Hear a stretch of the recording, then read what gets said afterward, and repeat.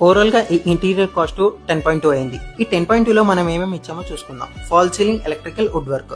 First false ceiling లో ఏం brands వాడామో చెప్తాను.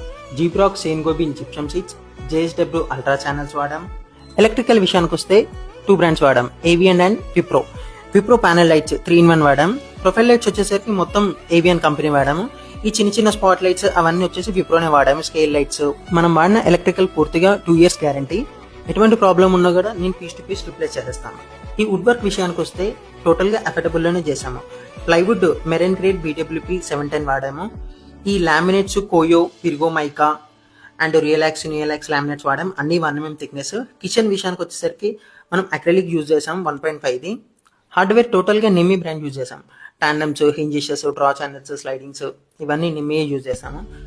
ఈ డోర్ ఫినిషింగ్స్ మనం 2 mm ఎడ్జ్ బ్యాండ్ ఇచ్చాము. అండ్ వ్యానిటీ యూనిట్ లో కూడా వాష్ బేసిన్ అండ్ ట్యాప్ మనమే ప్రొవైడ్ చేసాము. బెడ్ కి హెడ్ బోర్డు అండ్ కుషన్స్ అవి కూడా మనమే ఇచ్చామండి. ఇదే బడ్జెట్ లో మనకి ఓవరాల్ గా ఇదంతా వచ్చేసిందండి. ఇవి కాకుండా కస్టమర్ కి ఇంకేమవుతుందో చెప్తాను. వాల్ పేపర్స్ అండ్ విండోస్ కి బ్లైండ్స్, ఫుల్ లెంత్ స్లైడింగ్స్ కి share curtains and curtains, granite works and marble works ఉంటాయి. ఓవరాల్ గా ఇంటీరియర్ కి ఇవి మెయిన్ వర్క్స్ అండి. ఇంకా ఏమైనా యాడ్ ఆన్ చేసుకునేది ఉంటే చేసుకోవచ్చు మనం.